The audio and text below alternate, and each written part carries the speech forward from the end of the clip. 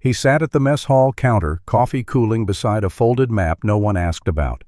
They scoffed when he spoke, said the old runway was just scrap another relic to pave and forget. But he laid a canteen cup on the table, dented silver catching light like a heartbeat proof that metal remembers mercy. Quietly, he rose and turned toward the door. Quiet men leave echoes, too. Memorial Day. Morning broke across the Kansas plains with the kind of wind that remembers things.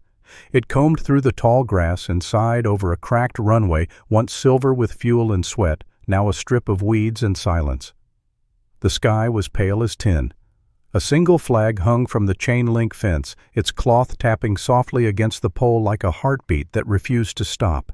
Inside the town hall, a building that smelled faintly of coffee polish and old paper chairs, filled with people who had lived long enough to forget what the field once meant. A banner behind the dais read, "Future Homes of Meadowview Estates." The mayor called the meeting to order, his voice brisk, practiced. He wanted the vote wrapped before noon. Frank Ellerby sat near the back cap in his hands, the color of worn denim. 65, retired engineer, still carried himself like a man who measured things in fractions of inches and years. In his palm lay a small rusted patch of metal stamped RAF 1944. The edges were rough, and a faint engraving wing spread over a gear caught the overhead light.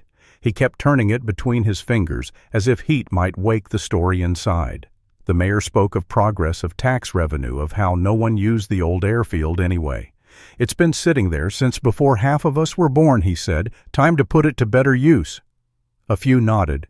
Someone whispered that the place was an eyesore. Frank looked out the window toward the horizon where the runway lay.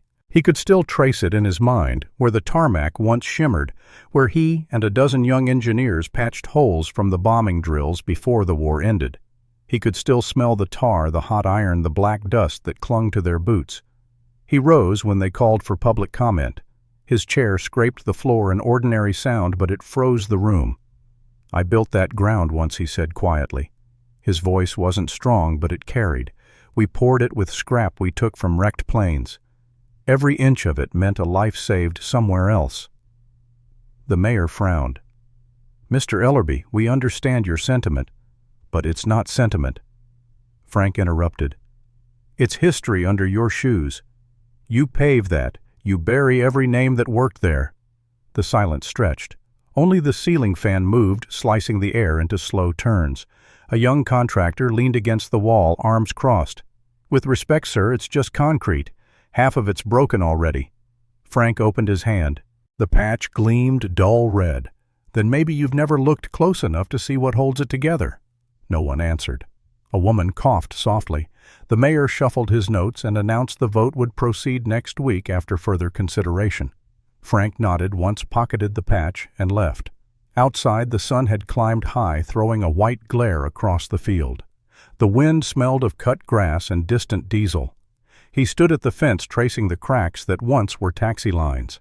For a moment he heard again the clatter of tools, the laughter of men half his age, the engines warming for a mission that never came.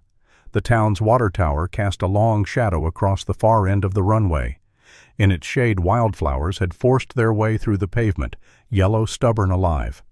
Frank bent, brushed a finger over them, and felt grit cling to his skin like memory. He straightened slowly, the patch heavy in his pocket, and looked toward the distant hangar roofs glinting in the light. "Don't bury it twice," he murmured.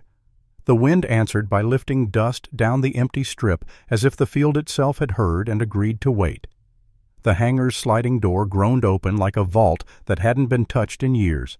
Sunlight angled through the gaps in the tin roof, falling in dusty ribbons over stacked crates, broken tools, and a forgotten fuel cart. The air smelled of rust and paper. Frank stepped inside slowly, his boots echoing against the concrete. A young man looked up from behind a wheelbarrow filled with scrap. "You can't be in here, sir," he said. "We're clearing the site." "I know," Frank answered.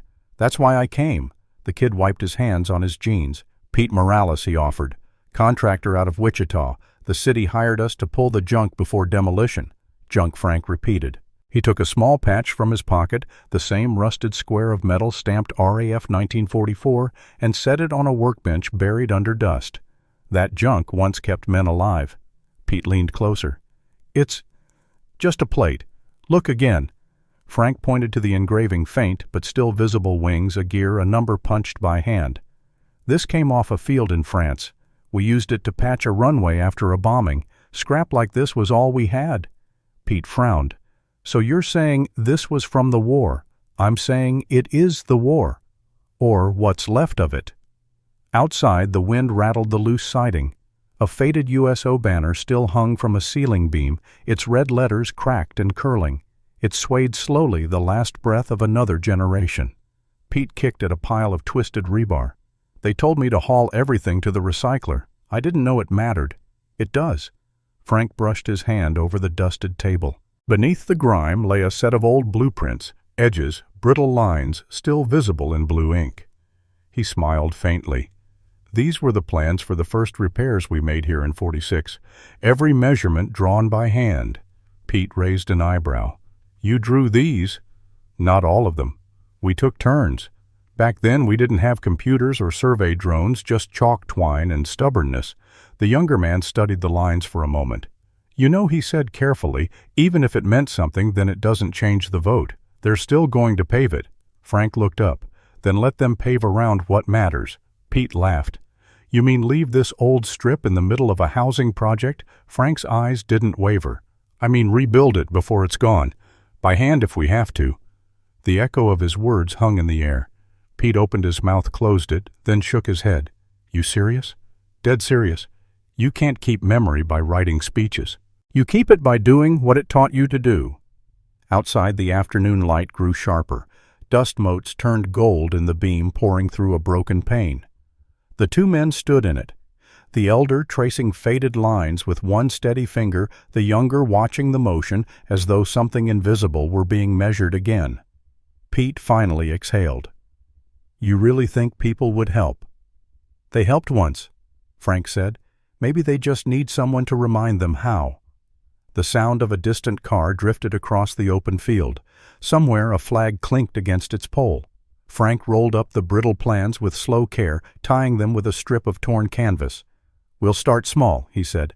"Clean the strip. Fix the cracks. One line at a time." Pete hesitated, then nodded. "All right. I'll bring tools." Frank smiled, the kind of small victory that doesn't make headlines but steadies the heart. He looked around the hangar one more time at the banner, the light, the dust moving like breath above the plans. He knew memory had a deadline. By the next morning, word had spread.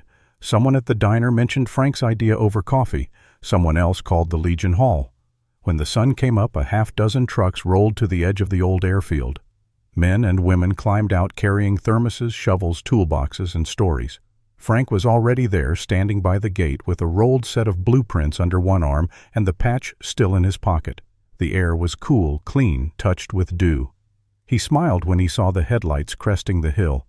"Didn't think you'd get this kind of turnout," Pete said, stepping out of his truck. "I didn't either," Frank admitted. "But the field remembers us." The first hour was quiet work, the kind that doesn't need instructions.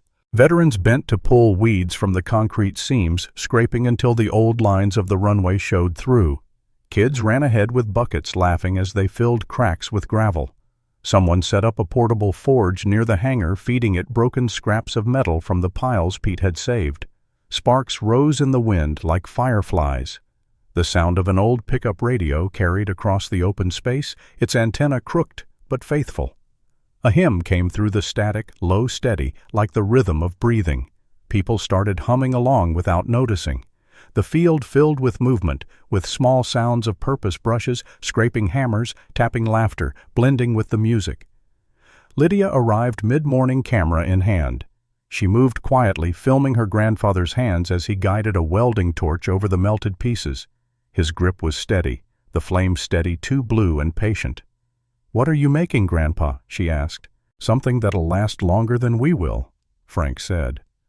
The molten metal pooled bright, then cooled into dull silver lines that shimmered against the sunlight.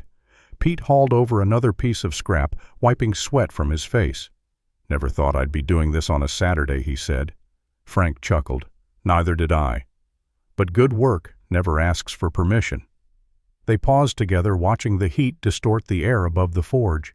For a moment, it looked as if the old runway itself was breathing, exhaling smoke, inhaling light. A truck horn sounded from the road. More volunteers had come, a woman with a thermos of soup, a pair of high schoolers carrying buckets of nails. Someone brought an American flag folded neatly in a shoebox. They raised it at the corner post, and when it caught the wind, every face lifted toward it without a word. Lydia lowered her camera and just watched her grandfather. In the reflection of his glasses, the flames danced, and the sky looked as though it had found its color again. The smell of hot metal and coffee mixed with the scent of grass. The song on the radio ended, replaced by static and the soft voice of an announcer reading the weather. Frank turned toward the runway, eyes tracing the faint lines that now glimmered with fresh welds. The runway began to breathe again. Memorial Day came clear and windswept, the kind of morning that carried both pride and ache in its air. Cars lined the edge of the old field engines, cooling in the grass. The crowd gathered near the center of the runway, men in caps, women with folded programs, children holding flags they didn't quite understand. The patchwork of repaired concrete gleamed faintly under the sun. A temporary platform had been built from lumber borrowed from the Legion Hall. Folding chairs faced a bronze shape under a draped cloth. Mayor Harold Beckett stood behind the podium. His tie tugged slightly by the wind. Frank sat in the front row, hands clasped tight, hat resting on his knee. Pete was beside him, dusty jeans traded for a clean shirt that still smelled faintly of smoke. Lydia stood off to the side with her camera ready. The mayor cleared his throat. "This field has been part of our town for generations," he began. "It's seen training flights, storms, neglect, and now a rebirth. Thanks to the effort of volunteers, veterans, and neighbors who refused to forget what this place meant." Frank stared at the draped sign, his breath steady but deep. Underneath that cloth was more than metal. It was the sound of hammers, the rhythm of hands that remembered how to build. He felt the weight of waiting lift just a little. The mayor motioned toward the cloth. "It's time." Pete stepped forward, gripping the corner of the fabric. He hesitated only once, then pulled it free. The crowd gasped softly. Before them stood a bronze sign, the surface burnished gold in the sunlight. The inscription read, "Runway, 1944, Reborn, 2025. From the hands of those who once built, rebuilt again." At the center of the sign, fused into the metal, lay Frank's rusted patch. The edges still rough, the faint imprint of RAF 1944, visible like a heartbeat beneath the polish. For a moment no one spoke. The wind moved through the rows of flags, snapping cloth into motion. The sound was gentle but full, like applause too shy to start. Then slowly people began to clap. A few at first, then many, until the air shimmered with the rhythm of it. Mayor Beckett stepped closer to Frank. "Didn't know rust could shine," he said, half smiling. Frank rose, eyes bright, throat tight. "It always could," he answered quietly. "You just have to let it breathe again." The mayor nodded. "You were right, Mr. Ellerby. We were about to bury more than concrete." Frank looked out across the runway. The repaired seams glowed faintly in the sun, the color of new copper. Lydia filmed as the breeze lifted the hem of his jacket. Above them, faint and far away, a pair of planes crossed the sky, small dots leaving white trails that slowly merged. Their hum descended through the silence like a prayer made of sound. Frank tilted his head, listening. Maybe it was memory, maybe only the wind, but it felt like the past giving its permission. The crowd began to disperse, laughter mingling with the rustle of flags. Pete clapped Frank on the shoulder. "Guess the engineers really did reinvent a runway," he said. Frank smiled, eyes glinting. "No, son, we just remembered how." The low hum lingered long after the last applause faded, rolling across the open Kansas sky like mercy set free. The diner sat just off the highway, its sign flickering between open and OPN in the midday heat. Inside, the air smelled of coffee and toast, of talk that had time to wander. The walls were crowded with framed photos, black and white shots of the old airfield pilots squinting at the sun, engineers kneeling beside wheels taller than themselves. Lydia set her camera on the counter and adjusted the mic. The veterans laughed, teasing one another as they slid into booths. Frank had chosen the corner table beneath a photo of a supply plane lifting off into the haze. He still carried that steady calm that drew people in. Each of them set a small bronze coin on the table. The coins caught the light like tiny sun's prop echo. They were made from the leftover metal from the runway sign, rough around the edges, stamped with Runway 1944, Reborn 2025. Lydia lined them in a row and smiled. "All right," she said. "Tell me what it felt like coming back out there." Earl, who once welded fuselages, scratched his chin. "Felt like fixing a watch that still worked, just needed winding." Another man, Carl added, "Wasn't about metals this time, nobody giving orders. We just listened to each other to the ground." Frank chuckled. "Listening's harder than welding, you know. One bad spark and you've lost the thread." The group laughed. Someone poured him another cup of coffee, the kind that stayed hot too long. Lydia kept filming, letting the conversation find its own rhythm. The jukebox hummed softly in the background, a tune from 1945 crackling through the static. Between verses, their words carried the weight of quiet satisfaction. Pete came in midway through, his hands still rough from work. He slid into the booth beside Frank. "Ran into the mayor this morning," he said. "He wants to put the story on the town website. Says it's good publicity." Frank grinned. "Publicity, huh? Guess even Rust can retire proud." The table broke into laughter that softened the edges of the room. For a few seconds, the diner felt like it belonged to every decade at once. Outside, a truck passed its engine, rumbling like a distant echo of planes. Inside, the laughter settled into an easy silence. The jukebox needle reached the end of the song and clicked over. Static filled the air for a breath before fading. Lydia lowered her camera. "You know," she said, "this isn't really about the runway anymore." Frank nodded. "No, it's about remembering what held it together." He tapped the coin in front of him. "Teamwork, patience, a little stubborn mercy." She smiled. "You think people will understand that?" "They don't need to," he said. "They just need to see it once." He looked around the diner, the sunlight on the coffee pots, the soft creak of the ceiling fan, the faces of men who had once rebuilt a scarred piece of ground, and in doing so, rebuilt something inside themselves. The jukebox clicked again, and silence filled the space, rich and warm. In that quiet, the justice they'd earned didn't need speeches or plaques. It lived in the shared glance between generations, memory taught, not preached. The town museum stood quiet on a Sunday afternoon, its air cool and faintly metallic like old coins and floor polish. In the center gallery, beneath the soft glow of track lights, a new glass case held two simple objects, a bronze sign and a single coin. Visitors slowed as they passed, pausing without knowing exactly why. Lydia stood in front of the display, her notebook tucked under one arm. She read the placard aloud, her voice steady in the stillness. Runway 1944. Rebuilt 2025. Service never scrapped. Behind the glass, the sign caught the light. The patch Frank had once carried in his palm sat fused into its heart, still bearing the faint letters RAF 1944. The bronze around it had deepened to a quiet sheen, as if the years had settled in not to dull it but to polish it. Frank walked up beside her, moving slower these days, but still with that same measured precision. He looked at the case without speaking.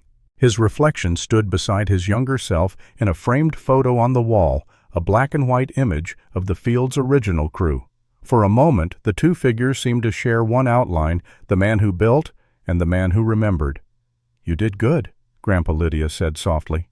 He smiled. "We all did, even the ones who didn't make it back to see it." She nodded, adjusting her camera for a final shot. The museum was quiet enough to hear the hum of the fluorescent lights. It blended with another sound, faint at first, that only Frank seemed to notice, the imagined thrum of propellers somewhere beyond the walls. The air seemed to move as if stirred by a passing breeze from long ago. He leaned closer to the glass eyes, tracing the edge of the sign, then the coin. "Funny thing," he murmured. "We melted down what was left of the past to build something for tomorrow." Lydia lowered the camera. "Do you ever miss it? The work, the sound?" He shook his head. "No, I think it's still here, just quieter now." For a long moment, neither of them spoke. The hum deepened, or maybe it was just memory filling the silence.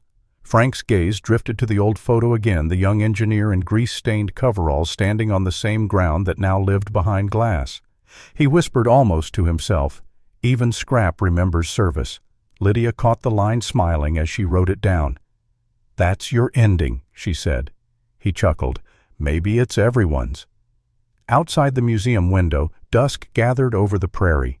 The rebuilt runway stretched toward the horizon, its surface smooth edges lined with low lights that flickered to life one by one. From a distance, it looked like a string of candles laid out in farewell. The lights steadied, glowing against the twilight, a quiet promise that what had once taken off from this field might never truly land. And as the last light blinked on the sky seemed to answer back, holding that promise in the hush between day and night.